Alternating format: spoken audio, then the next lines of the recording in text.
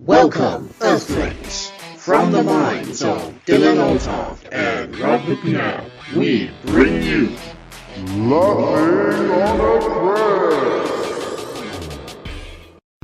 So, Dylan, you know how, we are people, kind of. Fucking liar. Yes. Yeah. And you know how people, sort of do other stuff other than, podcasts and work and stuff? Oh, contribute to society, yeah?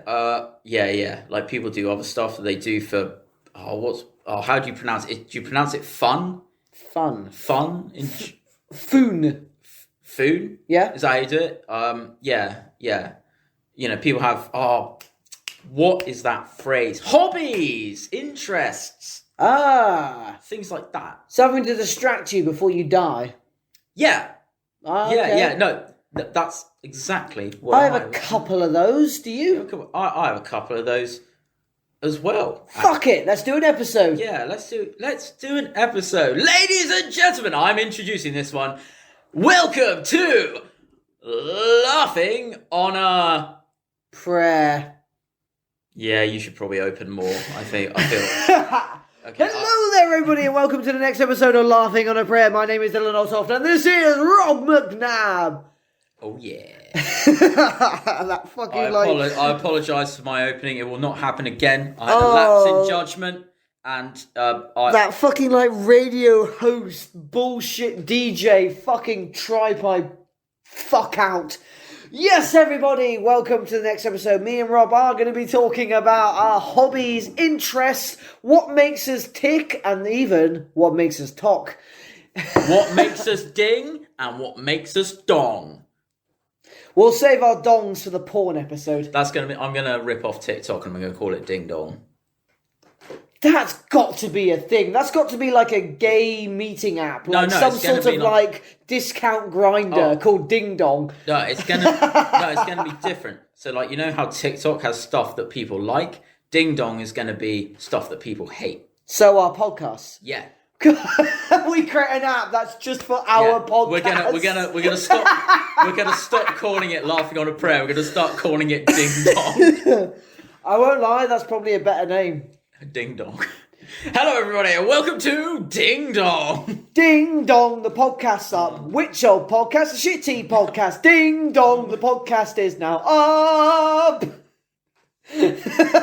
Okay, I'm having second thoughts about Ding Dong now. Yes, me and Rob, believe it or not, somehow we're friends, even though we actually have very different hobbies and interests, don't we? Yeah. Almost mirror opposite. Yeah, it is quite interesting, actually. Very much. Me and Rob have such different interests, but again, we have very similar interests as well, sort of thing. We have just enough so that we don't despise each other, and so different that we can actually learn from each other. Yeah, exactly. And we also live in the same town, so, there is a geographical, aspect. Oh, well, if you lived in Newcastle, you just get the once-a-year birthday message from me. If I lived in Newcastle, I'd kill myself. No offence, Newcastlians. Could you imagine if that turned out to be 90% of our audience and we get 2 views a video going forwards? Yeah, plot twist. I've never been to Newcastle. I've never been there. No one has. Anyway. I've driven past it. People in Newcastle themselves leave as soon as they find the railway station. I'm going to assume that there is a railway station, as I said. They don't even have trains. I drove past it. It's like in that new movie, Army of the Dead. It's got a massive wall around it because the rest of England wants nothing to do with it. I think that's Weston-super-Mare, but whatever. Or it should be, at least. Way to give away where we're based. What? I didn't say anything. I don't know what you're talking about, mate. We already give our full names. Now they're going to find... But are they our real names? Ha ha ha. They might not be. Yeah, that's true. Anyway, so we are doing hobbies and interests. What things that make people love to do? Yeah. What was that sentence? You take over. Okay, so... Just to take over from my my colleague friend, we're talking about sort of our hobbies, stuff we're interested in, stuff that we like to do, and we'd also love to hear about the stuff that you guys like to do in your spare time, sort of stuff that you kind of got into. And as a hobby it's something that you don't get paid for, but something you enjoy and something you're interested in. Maybe there's a cool way you got into it. Who knows? But that's what we're going to be talking about. And if we share any of our, if you happen to say, yeah, I'm into that as well, let us know down in the comments and give us your perspective on how wrong we might have been, on how we enjoy the things we like. Yeah, exactly. Because isn't that the point of hobbies? I do hate that in gatekeeping is the worst thing in hobbies. Oh, yeah. Let everyone enjoy it. You're not special because you like something. Yeah, exactly. And just forewarning here, there is going to be some real, like, nerdy, intricate shit that basically no normal person would know, but we're going to talk about it anyway. I'm going to quickly out you here. Rob is a fan of Warhammer, and you've been to Warhammer shops and right, like you've obviously met the kind of gatekeeping snobs about Warhammer. Like, oh, you don't even paint your models with an R3 brush. Oh. You fucking worthless cunt. Oh, darling, we will get into that. But actually, it's the people that don't paint their models. Those are the real scumbags. Okay, I can. There's gatekeeping, and then there's wannabes or try-hards. Like, oh yeah, I'm totally into it. Do you even paint your models? No. Yeah. Can you buy those pre-painted? You can get people to. No, you can't buy them pre-painted. You can get people to paint them for you, but. Here's the thing. It's What's like, the point of it then? Well, I mean, isn't the point of the hobby to paint it and then use it? Well, there's also like gaming, right? Like the actual like game. But the thing is, it's like, mate, like I'm not a very good player of the game. I lose a lot. But the thing is, I already win morally because all of my models that I use are painted. Even if I have a really strong model, if it's not painted, I don't use it. But I win morally. I mean, when we were talking about childhood, we mentioned Bionicle, and just like with Warhammer, one of the best things with Bionicle is you can be creative as you want. Like, you don't have to go with the assigned colours. You can do whatever you want with it, can't you? And you've shown me that. Like, you've painted models for our Dungeons and Dragons. We'll get to that. You've painted models for our Dungeons and Dragons, and they've looked incredible. Well, thank you very much. Because I spend way too much time. Painting stuff. I've always argued you must have like the steady hand of a surgeon because I've seen those painting brushes. I have and they're literally pubic hair length. Yeah, there are cheats. There are cheats that you can cheat a lot, and I picture Rob with like a massive like helmet contraption, and then 5 scopes come down, like the guy in Toy Story 2 that fixed Woody, that has one of those things as he's painting to make sure the iris color matches like his foreskin. I mean, I wish I was that dedicated. That's what people who retire and then just spend the rest of their life doing it. Yeah, people are actually good at it. The trick is, if you mess up something, just make sure the people that look at it don't notice. All right? It's Do you have an example? Yeah. So, for instance, like big games of Warhammer, you have lots of kind of models on the board. They're all in a massive mob. They don't have to be painted particularly well because there's loads of them, so no one looks at them closely. Right. But say you have something which is sort of like a centerpiece, like a big model, like a big tank or a big character or something like that. You want to paint that more well because that's what people look at. Whereas you can have all the plebs, all the unwashed masses. People don't really look at them. They can be painted quite badly. And if you actually look at a lot of my models, so for Warhammer players out there, I play Guard and also like a fair amount of Demonettes. I've got those demonettes. Yeah, demonettes. I know fuck all about that. Yeah, I know a little bit, but not enough. A little bit, yeah. Like big, like mob mass armies where you have loads of models bunched together. If you look at them a little bit closer, you realise actually they're not painted very well. What's the name of those Death Reapers? I gave like an alternate name. Death Shroud. What did I call them? You called them Death Clouds. That was it. Yeah. Because we had a sort of Warhammer-esque D&D thing, and there were some Death Shroud Terminators. Yeah, I'm a Nurgle player. I'm all about the smelly boys. Also, 9th edition, you completely screwed up. Disgusting resilient, but whatever. Death Clouds, that's what you call them. My favourite models, by the way. But yeah. You've yet to have a Titan model yet, have you? Yeah, I'm not going to do that because I'm too much like a casual kind of player. It's too much money. I don't really... If you ever got one for free, would you think you'd invest the time to properly paint it? Yeah, I would. But I wouldn't ever use it in a game because just too expensive. It's just it's too big, and like you have massive games where other people have Titans. I don't play other people that have Titans. I'm kind of more of a smaller kind of. I think the biggest game. You don't take it too seriously. Yeah, no, I'm a casual player. I've done one tournament, and Warhammer tournament players will know this. I did one tournament, and I played Orcs, and I was out. My army was tabled within 3 turns. And I was like, I played Yu-Gi-Oh tournaments, so I know where you're coming from. Yeah, and I was like, oh, okay, so this is tournaments that for some people they are, but for me, I'm a casual kind of player. I'm not that competitive. I'm not competitive at all. A quick aside, I used to play Yu-Gi-Oh massively. I bought the cards, all this sort of thing, had my decks and decks. I had 20 decks. And I played Yu-Gi-Oh tournaments, and what really stopped me playing those, I'd enter a Yu-Gi-Oh tournament, and I had a really fun deck and all that sort of thing. It might have been Dark, it might have been Crystal Beast, it might have been a fun deck. And I'd go against someone, I'd play my turn, I'd have a monster on the field, 3 face downs, I'd have a plan in my head, and this would be their turn. I summon this. Its effect from summoning lets me search through my deck. I lay these 2 others. Their effects from being summoned from the deck lets me lay these 2 down. You've lost 200,000 life points. Lets me do this, summon this. Put that in my graveyard. Lets me summon this. You've lost. Yeah. And that's the game. So a bit like me, you're a sort of rule of cool. Are you a rule of cool guy? What do you mean? As in even if the, your deck is not necessarily very strong, but you think it's cool.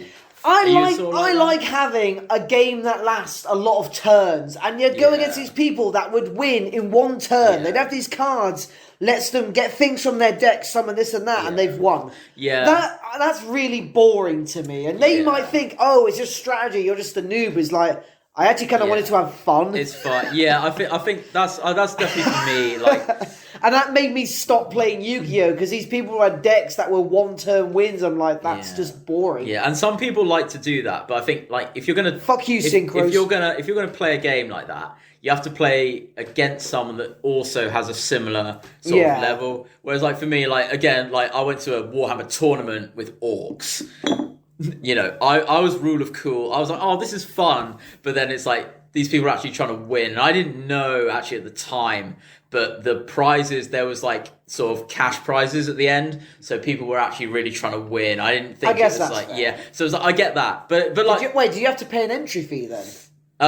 You paid $5. Oh, okay, that's not too bad. to an entry fee. I did a similar thing with mine. Actually no, it wasn't cash. It was you got a free box of models if you you won something. Did you get anything for at least competing? Oh no. Oh, okay. If top 1, 2, and 3 ranked, then you get something. I was tabled. I was destroyed in the first. Okay. And I played with my brother. You got nothing. Yeah, I got nothing. But what I did have. Hear that, new millennials? No participation ribbons here. I got nothing. But I did play a guy who also was out in the first thing.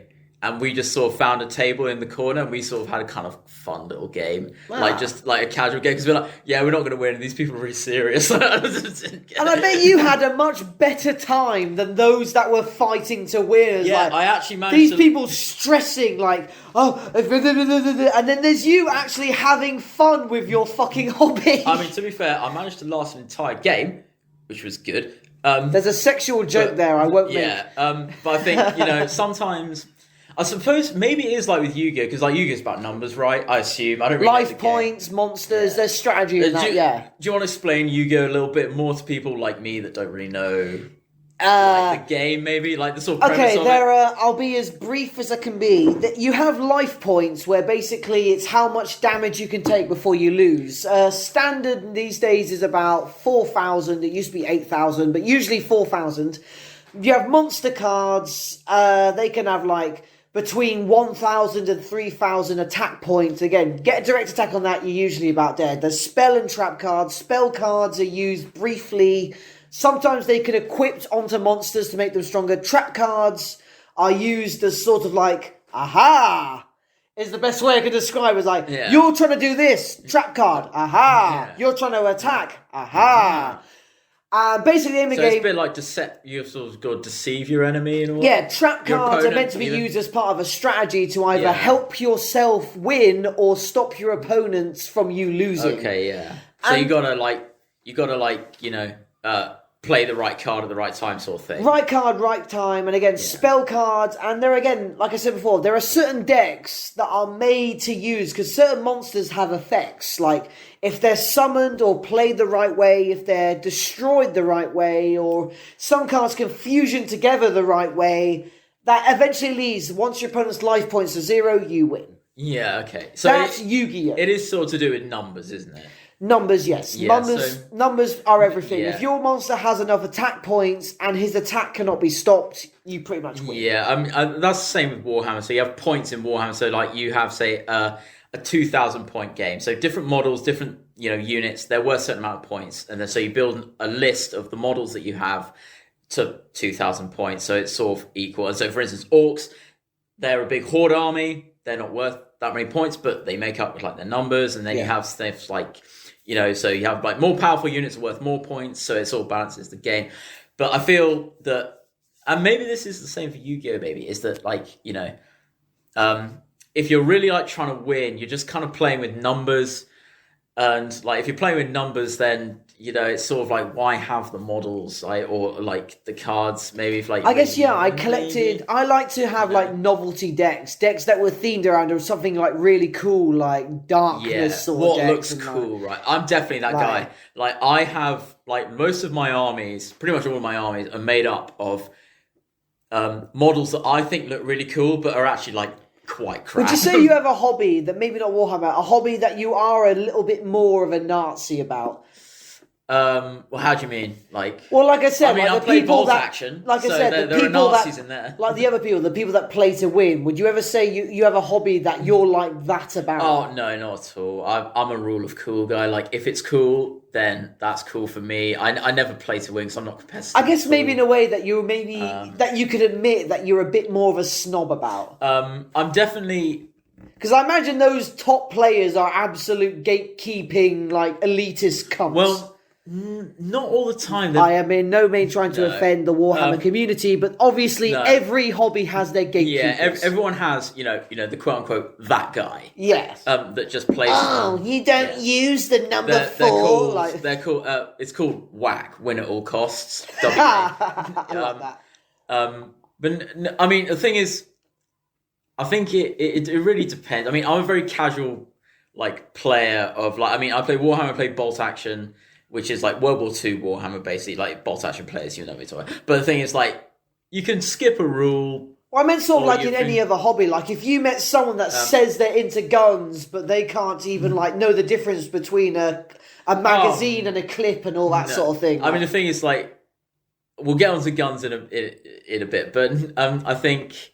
A gun wannabe, tried to talk about guns to you, and you're like, you don't know the difference between a 5mm and a 5mm. I think the thing is though that generally the people that don't know about guns are generally people that don't shoot guns. So make all the rules about them. But yeah, exactly. So someone generally. So with guns, it's guns can be very esoteric, or it's very specific about terminology with guns. So a clip and a magazine, there are two different things. But say there's someone who's a new shooter who doesn't really know, and they've kind of just known about guns from films and video games. You're not as harsh on to them. No, it's sort of okay, well, you don't know about guns, you called it a clip, okay, it's okay, well, I technically, think that's because you're not a cunt.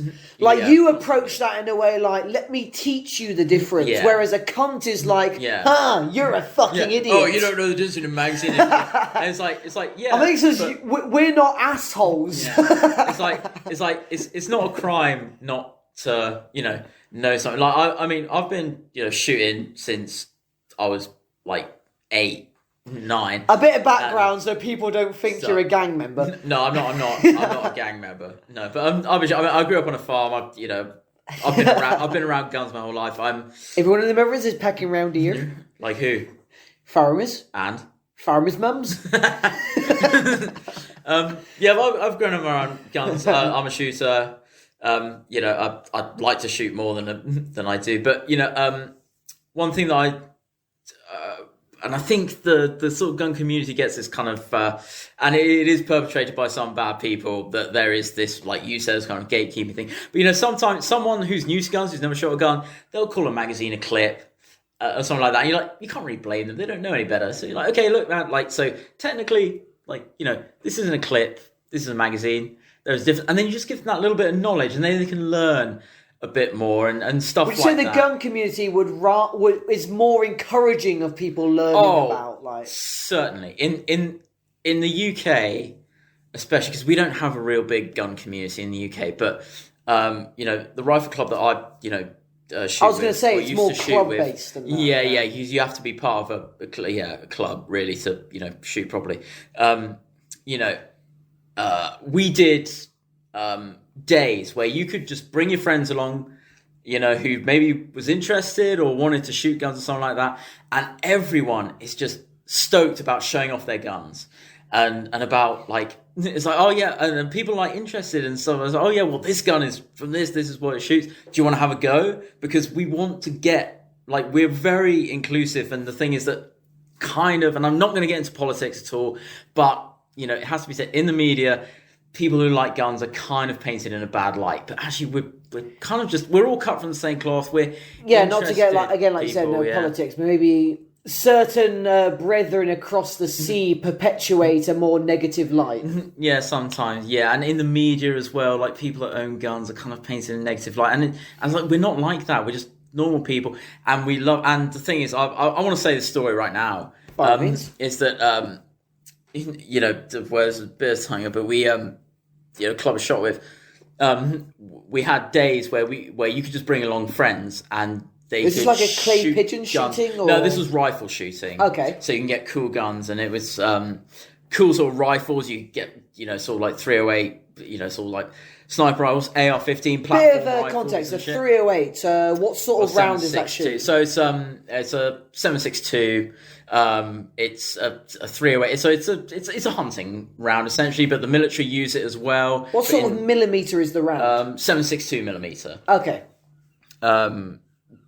So that's certain size bullet. You have, like, in loads of rifles, it's a very common round. But then we also have guns. We brought out all the cool guns, basically. For the sake of the audience, treat me like an idiot. Okay. So for instance, I'm the idiot. You're not. Okay. So for instance, 7.62 by 51. You break this down into what it is. So 7.62 is the diameter of the projectile, which is the actual, the thing that flies out the barrel, right? Yeah. 7.62 millimeter. All right. Again, to you Americans, you guys use the metric system, but you use it to measure bullets. That's the most American thing I've ever heard in my entire life. But then you have, like, 51, which is then the casing, which has the gunpowder in it, and that's, the stuff that makes the gun go bang. Yeah. Essentially. But, we get people, we had these open days where we got all our cool guns out for people to shoot. And there were people there that who'd never shot a gun before. And there were people there that were even, like, a little bit, I'm going to tell the story. There was a girl that turned up, and she was actually, like, pretty sort of anti-gun. She didn't, like, really like guns as well. But why was she there? Well, here's the thing. Her friend said, like, hey, look, like, do you want to come along and shoot some guns? She was giving it a chance. Yeah, and she was like, yeah, I'll give it a chance, right? That's nice. Yeah, and she did that. She shot it. Two things happened. First of all, we gave her a 5.56 AR-15 platform, very light recoil, easy gun, big scope. You can hit where you want, very easily. She shot it. First thing she did was turn around with a massive smile on her face and say, I want to do that again. And then at the end of the day, we handed out some sort of, like, sort of papers, sort of, summaries of, sort of like feedback stuff. Oh, yeah. And one of the questions was, would you want to come back and shoot? And she wrote yes.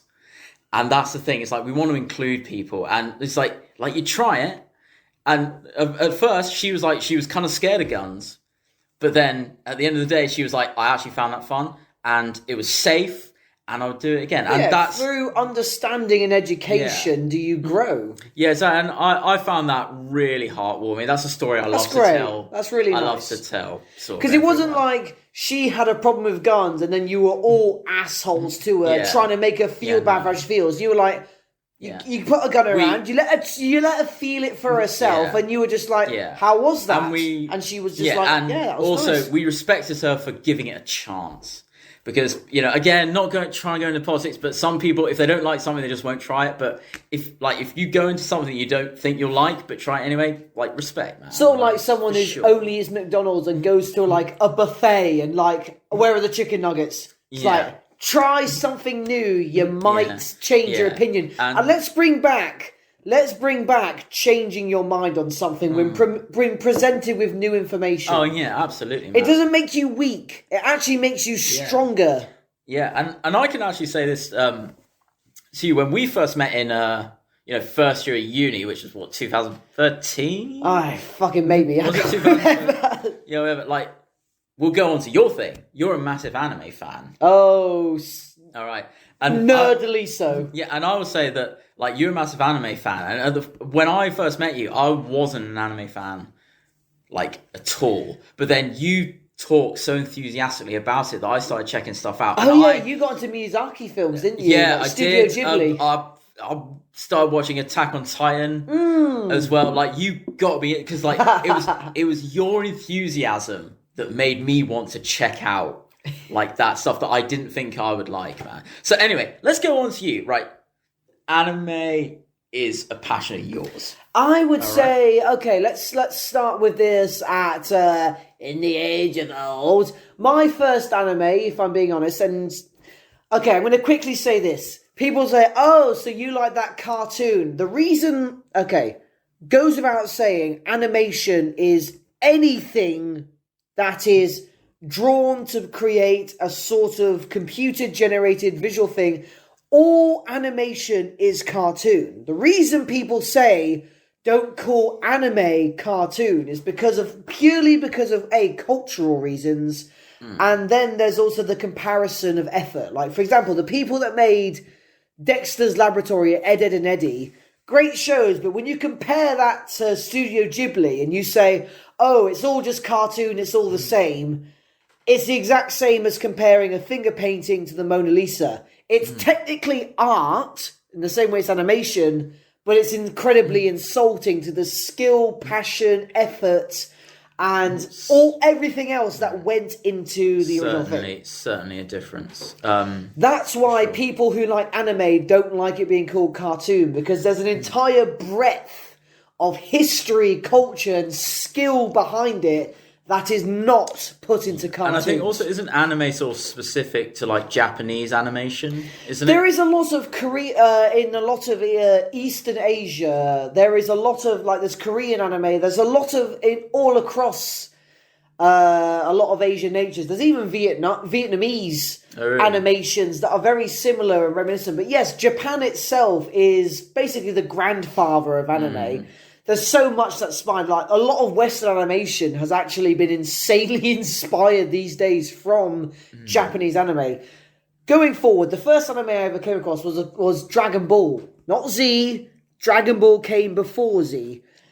What's, for people like me that don't know, what's the sort of difference between the two? There is a famous story. I actually didn't know there was a difference. Yeah. Wait, what am I explaining here? What's the difference between Dragon Ball and Dragon Ball Z?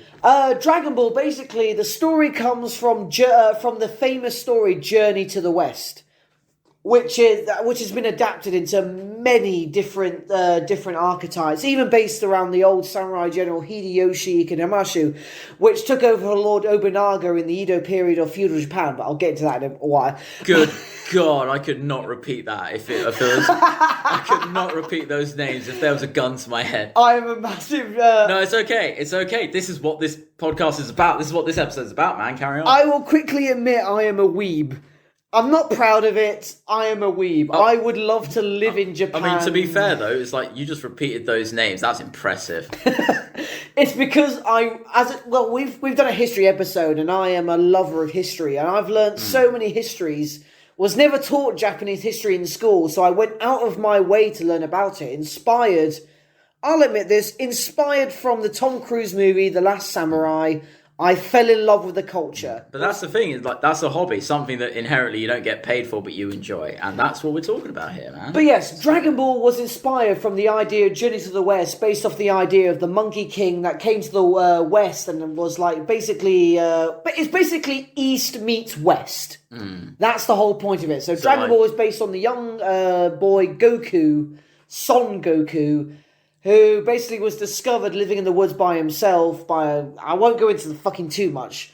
But go into as much as you want, man. This is what it's about. I could do a whole episode on Dragon Ball. I think we should get into the nerdy guts of this shit, mate. Come on. The whole premise of it is there's the Dragon Balls themselves that can, if you bring them all together, creates the magical dragon Shenron, who will grant you one wish, whatever you want. And the whole premise of the anime was finding all the Dragon Balls to make the wish. And Goku himself didn't care. He's a Saiyan, who we find out in Dragon Ball Z was part of an ancient race of warriors that was wiped out by the evil overlord Frieza, who killed them because of the legendary story of the legendary Super Saiyan that would eventually come forth and wipe him out. Anyway, so Dragon Ball came about. Fucking hell. No, it's good, man. Carry on. So Dragon Ball basically hooked up with Bulma, and a brilliant sort of visionary, technological, advanced, modern West.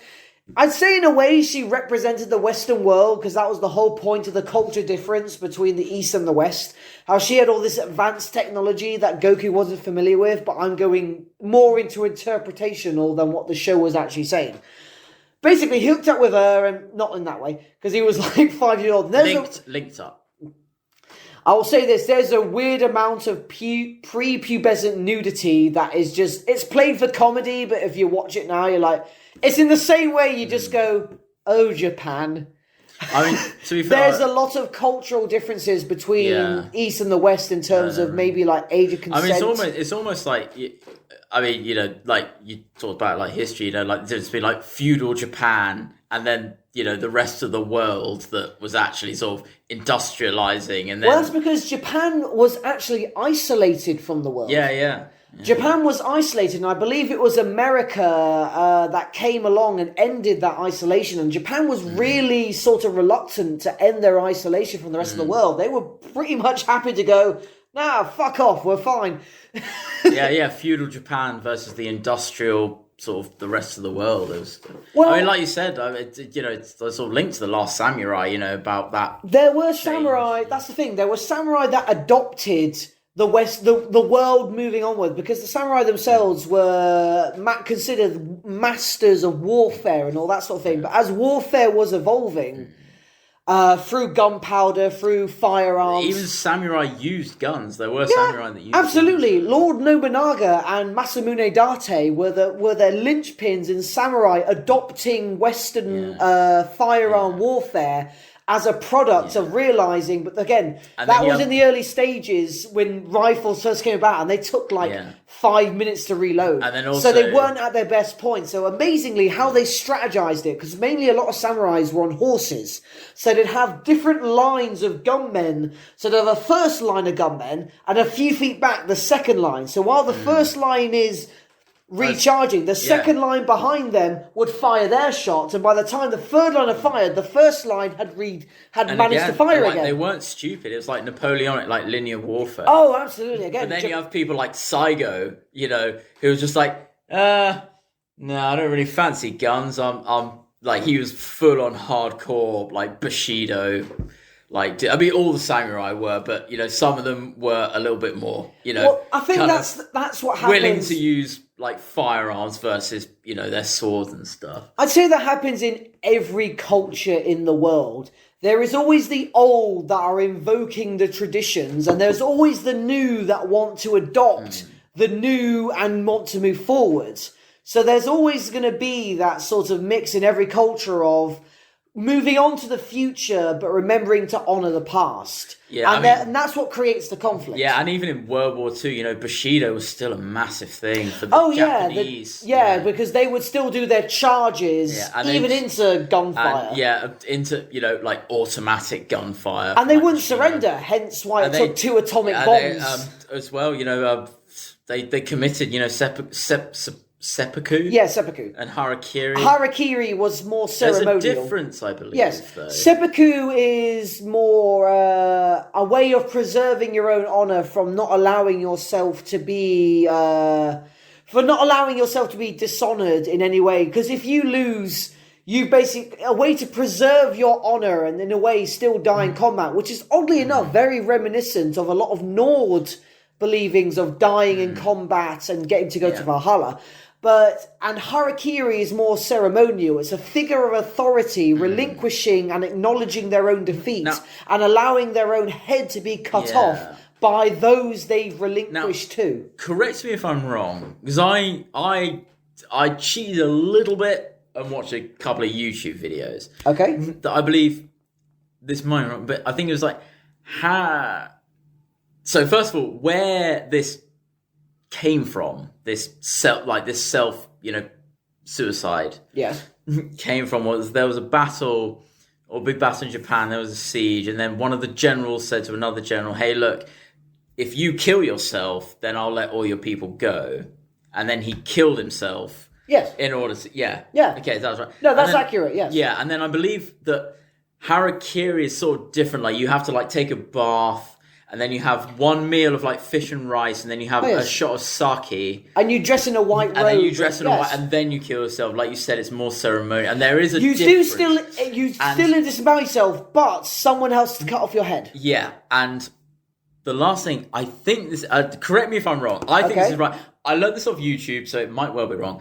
But apparently, harakiri, I think, means like cutting stomach, and seppuku means stomach cutting, or something like that. Like, there's sort of variations. Again, it's similar. Both are in a way of preserving honour, but harakiri, because it's more ceremonial, it would be the way a general would concede, a general or the leader of the head of a family and all that would, in a way, like you said before, to save their clan. Yeah, and because that's why it's more honourable to do it than it is. Because, well, for example, if there was a massive house or an established authority and one of the officers of that authority had committed a grievous offence, you, as the head of that family, would be expected to commit harakiri in order to make up for that officer's mistake. And also, isn't there, like, you actually didn't behead themselves. You actually didn't behead them fully. You had to behead them, but then their head would have to fall in their lap. Because if it rolls, then it was disrespectful. Very much so. Yeah. That's the sort of thing that would go with execution. Yeah, you had to do it right. Yeah, if you were executing a criminal, the head rolls. It has to sort of like, and it's so weird to think for us as Westerners that, like... Well, we have our own forms of like execution and the like. Yeah, I know, but like the fact that they would cut open their own stomachs and get beheaded. There's a famous... For us as Westerners, that's weird. At least to me. There's a famous story. I'm afraid I can't recall the exact name of the battle, but a front line of actual samurai, what they did was, this was in the span of a moment, but they actually decapitated themselves and held their head out in front to intimidate the enemy. Very similar to the fate like Vlad the Impaler sort of thing. Obviously they die, but that obviously was a show to their enemy, like, holy shit. The only one I know, and I know it's from a samurai Sabaton song, which is Mount Shirayama. Yes. Which was where the samurai were surrounded on this hill called Mount Shirayama by, imperial forces, and guns and cannons and stuff like that, and they were just sat there, and the general. You say imperial? Yeah. So there was the samurai, and because there was there's a big civil war. I'm trying to determine whether it might have been the shogun or not. Oh, it might have been. But it might have been, but there was a general called Saigo, and there was another general, and they were. And there was another general on the Imperial side, and they were both friends. They were actually both friends, but on opposite sides. And the general said, Hey, look, man, look. There's Was 40 one of them of named you. Takeda? Maybe I don't know. Takeda. There is an ancient story of like two warlords that were famous for feuding with each other for years. Yeah, maybe, but they were like friends. These two guys, and Saigo was a samurai, like hardcore Bushido samurai, like no nonsense dude. Right. And they were on Mount Shirayama, like sort of 40 of these samurai like fanatics. And then they were surrounded by the Imperial Army, and the other general, who's his mate, said, "Hey, look, man, look, we don't have to do this. Like, just surrender." But he was like, "No, like I can't, because Bushido dictates that I cannot." Quick reference: Bushido refers to, in translation, the way of the warrior. Yeah. But interestingly enough, Kendo, which is the art of fighting with a katana, is referred to as the way of the sword. And he was like, "Look, you're my mate, but the thing is, like, I can't. I'm not going to. I'm not going to.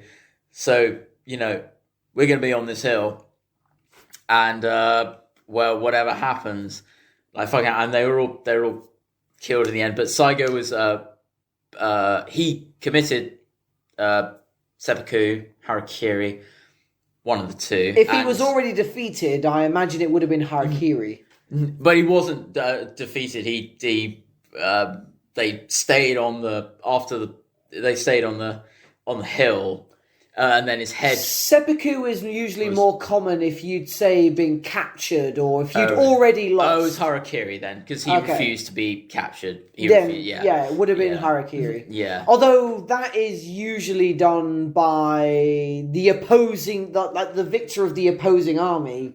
He had one of his officers do it. Okay, yeah, that can also happen. Yeah, but that's cool, man. Like, it's cool that you are interested in that sort of very unknown aspect of history. You know what I mean? I somewhat find it unfortunate in popular culture that people like me are given the name weeb. Like, the idea that we obsess over Japanese culture. Don't get me wrong, please understand, I am under no delusions. Like, for example, Unit 247? 742. In World War II, I am very much aware of a lot of atrocities Japan has committed. Also, just a footnote, if the Nazis kind of denounce what you're doing, you're probably real fucking bad, mate. I do not blindly worship anything, but I can absolutely appreciate a certain majesty in a lot of culture. And again, a lot of modern culture as well, because a lot of modern Japan, like I said, my love of anime is very vibrant, which I think is what started this. Like I said, I got into Dragon Ball and Dragon Ball Z as my first introduction to anime, and very not long after that, I got into Studio Ghibli. I think the first Studio Ghibli movie I watched was Princess Mononoke. Oh, really? Mine was Spirited Away. Spirited Away was actually the last one I watched, because I watched Howl's Moving Castle after that. Howl's Moving Castle, that's quality. That's actually originally, that's an Irish story. Howl's Moving Castle. Yeah, it was adapted. It's Christian Bale voices Howl. Yes, he does. As does Mike Wazowski, fucking Billy Crystal. Do you know who Calcifer? Do you know who voices a role in Ponyo, another Studio Ghibli movie? No, who's it? I think you know him very well, Rob. I have a very particular set of skills. Oh, is it fucking Liam Neeson? Yes, Liam Neeson is a voice in Ponyo. Fucking way. Absolutely. It's absolutely amazing. I've seen so many. You led me to me one of the movies. I lent you Castle of Cagliostro. I watched that so long. That was really cool. Do you know, that was... Have you seen My Friend Totoro? I've watched bits of it, and the thing is, I watched... Okay, so again, I'm going to out myself a lot. So I had a friend in college, like college, not uni college. He was a big, anime, kind of guy. And, okay, long story short, we were smoking shit tons of weed. And then I watched it, and I'm going to be honest, mate, I fucking fell asleep. Not because the film was bad, but because I smoked... It was really good shit, was it? Too much... So, yeah. Well, both. Just so you know, me and Rob are apathetic towards weed. If you smoke it, fine. If you don't, fine. No, you should smoke it. I mean, the fact that... There are worse things to do. The fact that we're drinking booze that's, come from the earth means that you should be able to smoke, weed. I feel like if we smoked weed during these podcasts, I don't know what would come out our mouths. Well, I mean, legalize it, mate. I mean, fucking better than booze, isn't it? I don't know, like a lot of states in the UK, in the US have done it. None in the UK, though. Yeah, I think police don't give us much a shit anymore over here. Yeah, I know. But, the thing is like, have you ever heard of a guy smoking shit ton of weed and then beating the crap out of his girlfriend? No, you haven't. The only thing getting assaulted in that house is a fucking fridge. Anyway, no, Castle of Cagliostro... That's a good phrase, but it's too long to be on a shirt. Yeah. Castle of Cagliostro is possibly my favourite anime. And I want to talk about this as well. Okay. The anime... So I watched a couple of episodes when I was very young of Dragon Ball Z. Ah, okay. Dragon Ball Z. Just so you know, this is a small snippet. Anime will get its own episode. Yeah. It will. I didn't understand. I know Frieza, though. I know Frieza. I know that as a character. Okay, so I know what season you're in. Okay. What happened? There was a big fight. I didn't know what was going on, but the point of it was a big buff dude punching another big buff dude. Probably. But the point I'm trying to make is the fact that with anime, even if you don't like the story, visually it is incredible. Oh yes, well, like even if you don't like the story, you can watch it, and you can watch it just because it's so aesthetically great. And I didn't know what was going on, but the thing is, I didn't care because it looked so good. And that's what I want to bring on to, is that there are... people are going to hate me for this. All right, Big Mouth, Rick and Morty, those fucking animations look like shit. Yeah. Just because it's an adult cartoon or animation does not mean you have to make it look like crap. I mean, okay? Fucking grow up. Fucking put effort in.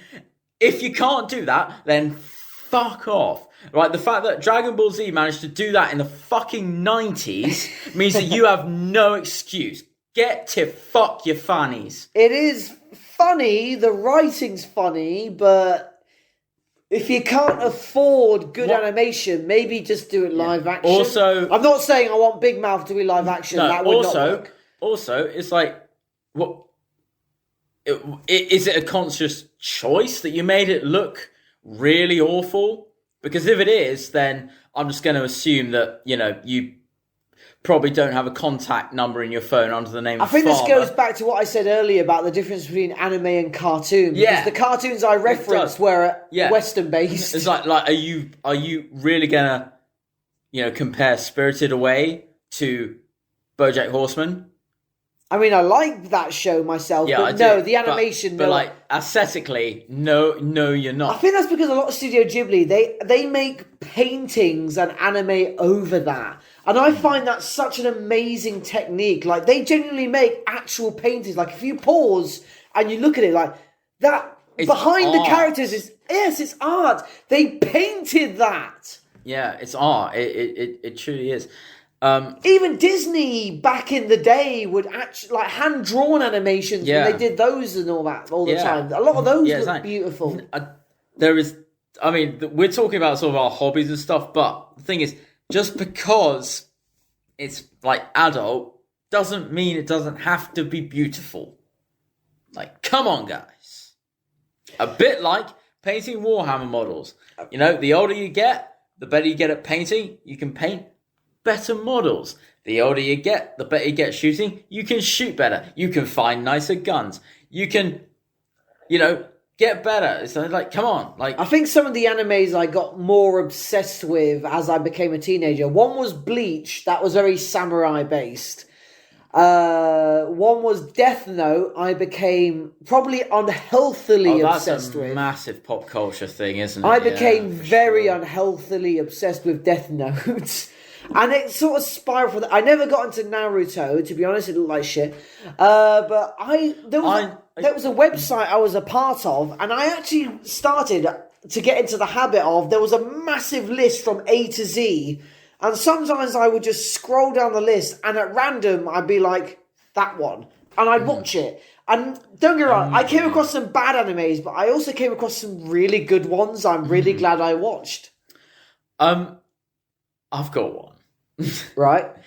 I don't think it's an anime technically, but do you remember Samurai Jack? Oh, everybody loves Samurai Jack. And don't get me wrong, Japan loves Samurai Jack. I remember watching that when I was very young, and I haven't watched any of it since, but it was so cool. Samurai Jack is absolutely amazing. He was like, every time someone says samurai, that's what I picture in my head, is him. And there's a line from like a red-haired Scottish guy where I can't remember what it is. Samurai Jack says something. He's like, "Oh, that's very big words from a guy with a basket on his head." And it's, I can't, that's a lie because I remember it from my childhood. But I was like, Samurai Jack is like, and again, it's like one of those things where it's like, they made it look cool. They didn't make the animation look ugly for whatever reason. Oh, it's very stylistic. Yeah, exactly. I remember it, and I was like, that's sort always of a stuck lot like with me. Into the Spider-Verse. Yeah, in a it's way. stuck with me. Yeah, Into the Spider-Verse is. I like that film. But it has its own unique form of animation. Yeah, it does. Yeah, I think we talked about this on the Spider-Man episode, didn't we? I just mean it's unique in that, like that. Oh yeah, exactly. There's no animation that is quite like it, which is much like Samurai Jack. I don't know. I just remember it. It always sticks with me. I would say the streaming service Netflix has definitely managed to appreciate anime like no other. Like, I've looked at anime on Amazon, like on Disney Plus has like only Disney animations, obviously, and Pixar and all that. But I have enjoyed so many anime on Netflix. I've even discovered new ones. I told you about this the other day. It's called Record of Ragnarok, and what I love about Japan is when they adapt cultures and religions from the rest of the world. Because Record of Anime, me and my partner watched it the other day, and we're now obsessed with it, is literally about every single pantheon of religion existing coexistingly, and they all decide to wipe out humanity, but the Valkyries from Norse mythology are like, no, give humanity a chance to fight. So there's a big tournament, and you get Adam from Christian mythology, Adam, the first man, versus Zeus. You get Lu Bu from Chinese history fighting against Thor. You get Jack the Ripper versus Hercules, and you get Poseidon versus Kyojuro Sasuke, which is from Japanese history and famous samurai. I'll tell you that story in a minute. Kyojuro Sasuke? Kyojuro Sasuke is a famous story of a Japanese samurai. Oh, it's a story, not a person. You know, he is a person, but it's from a famous story. Can you explain it? Because I'm a pleb and I don't know. I'm about to. Basically, a famous samurai warrior. There were two of them. One was called Miyamoto Musashi. And how the story goes is there were these two famous, amazing warriors. And eventually, Kyojuro wanted to fight Miyamoto Musashi. So what happened is they agreed to fight on an island. Kyojuro arrived on time, but Miyamoto Musashi was purposely late. He was over like an hour late to enrage Kyojuro because it was all about like honor, respect, and all that. And because like Bushido, sort of. And because Miyamoto arrived late, Kyojuro was really fucking angry, and thus he fought in their battle angrily and lost. Oh, because he felt like disrespected. He felt disrespected. He was enraged that he was kept waiting, and so he lost because of that. And that's the famous story. Oh, that's nice. But, the anime is amazing. The animation was made by the people that did Hellsing. Hellsing Ultimate's another amazing anime. I would absolutely amazing, because I love when Japan adapts different cultures into animation, because obviously these are all fantastic stories, and when it's put to anime, it's beautiful. Well, yeah, I mean, Howl's Moving Castle, originally an They Irish gave Adam story. knuckle dusters. No shit. No, My seriously. God. There was a scene when one of the Valkyries was like given to as Adam as a weapon, and he had it as knuckle dusters to punch Zeus in the face. Fine. No other way could that sentence exist other than through anime. I love how that's just like sort of testament to like the human kind of, creative kind of mind. It's like, I'm going to punch Zeus, the god of gods, in the face with knuckle dusters. It was cool, beautiful. Man. And again, it's Adam from Christian mythology fighting Zeus from Greek mythology. I love it all so much. Anime is one of my pet but like we've discussed earlier, my obsession with a lot of Japan. And obviously, I think, like I said, The Last Samurai sparked that, but it also sparked my love of swords. Yeah. Like, you obviously have explained your passion for firearms. And obviously all sorts of firearms. And like I said at the start of the episode, I in turn weirdly mirror opposite have an exceeding knowledge and interest and experience in swordplay. Yeah. And that's, I mean, the thing is though, is that like you work out very strong. I do the odd push-up. You've done like, you know, kendo, is that what it calls? That's one form, yeah. Yeah. I've done kendo, right. I've done other sword training, and bastard swords, rapiers, yeah, exactly. like That's the thing. Like, I'm nowhere near as committed as that. So that's why I shoot, because I'm like, look, I can't beat a man, face to face. Are you saying guys that shoot guns don't have big arms? Depends what sort of gun you're having, really. But, again, I like how, both of us, in a way, it's weird that, not weird, but it's interesting how we're kind of both... We're of the same spirit, but a few centuries apart. Yeah, a few, a few centuries apart, which is kind of, I like how we can, just kind of nerd out about sort of stuff that we're interested in. I mean, I could, again, my partner hates me because any sort of film or whatever that involves a gun, in a fun way.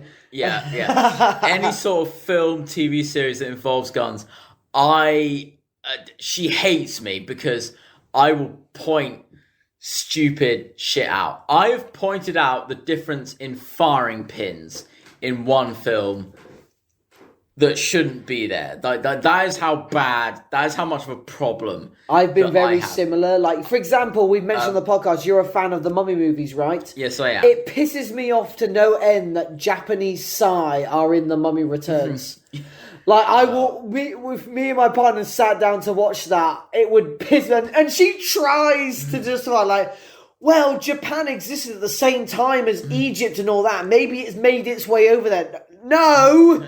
This is like 1,000 years apart. Also, speaking of the Mummy movies, right, the first Mummy movie, they're carrying like Lebel rifles, I think. The fact that Brendan Fraser's rifle did not jam once.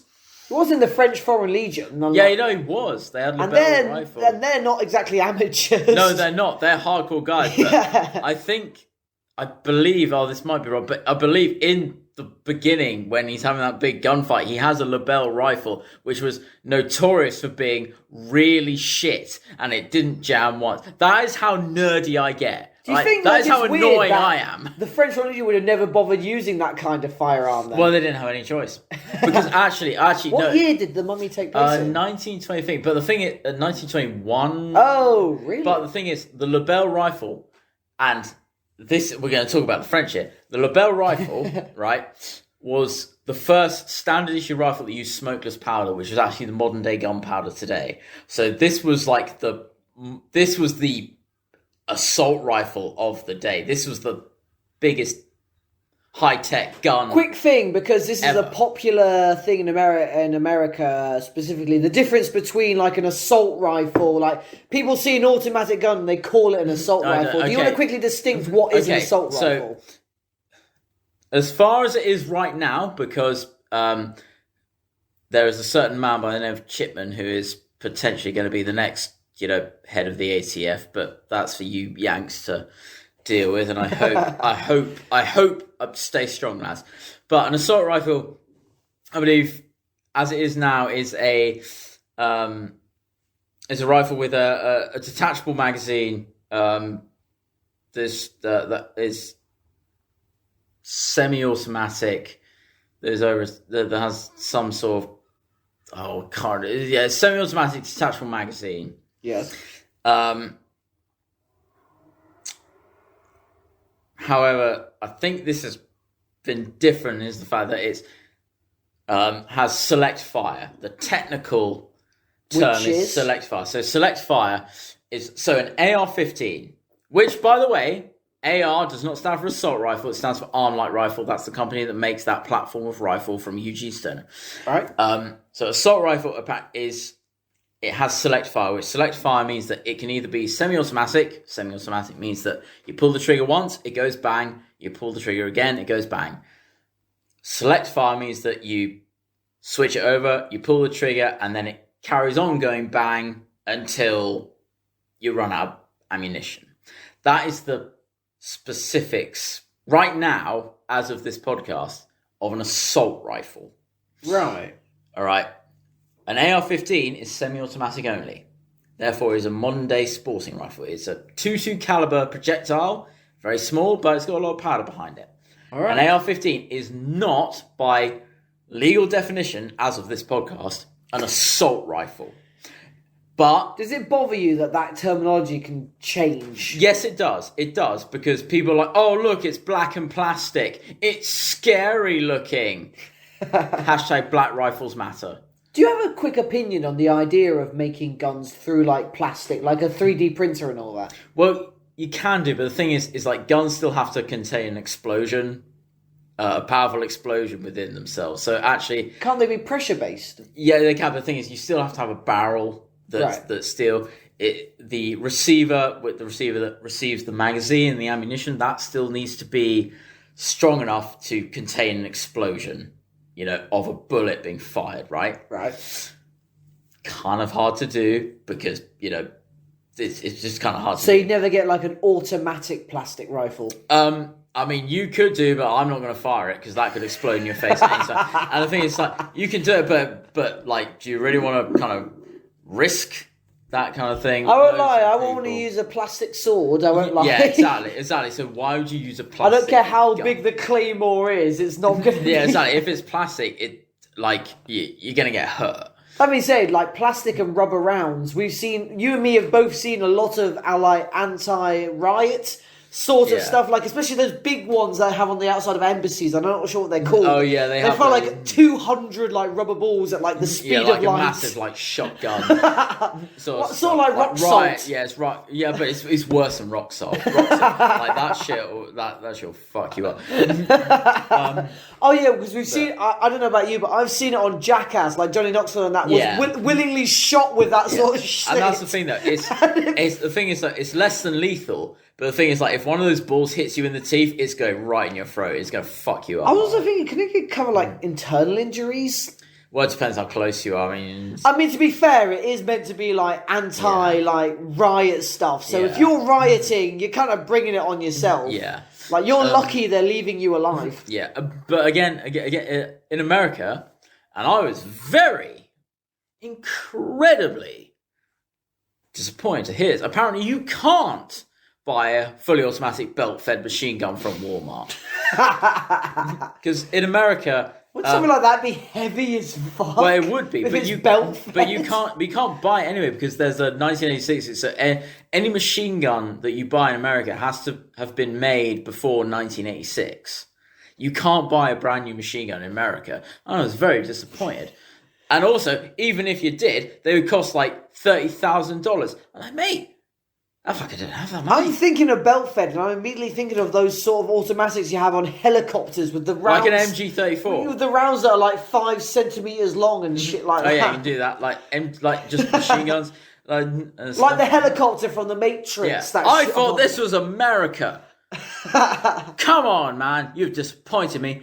Even in the UK, where we are, I can't think of a single armed response unit that would use Oh, no, it's actually really easy to get guns in the UK. You just need to go to a dodgy part of London. You can find yourself a Glock 19 for about 50 quid. But that's none of my business. But the thing is, and it's the same in Japan, it's the reason the Yakuza themselves don't use firearms. It's because if you're caught doing a crime, if you add a firearm to that offence, your sentence is so much worse. Yeah. Same as why the Yakuza are technically use non-firearms, because Japan actually has very strict firearm laws. Same in the UK. If you're committing a crime, okay. Yeah. If you're caught with a gun, you're fucking in trouble, mate. It's also weird that like Chicago, that has like the strictest firearm laws in America, has the highest like shootings like ever. They have like 17 shootings a day. It's really fucking weird. Do you think that maybe because, to be fair, Chicago was a real like a root of like mafia in America, wasn't it? Yeah, no, I mean, like whatever it is. a lot of famous crimes started in Chicago, so that might be cultural and firearms related. But it's it's like one of those things, isn't it? It's fucking strange. But again, I'm a gun guy. You can call me a gun nut. I love the history. I love the history of guns. I love the mechanical. Call me a weeb. Stuff. You like this stuff. You like this stuff. This is the kind of stuff we're interested in. I feel like we barely even touched the surface of like our thorough nerddom.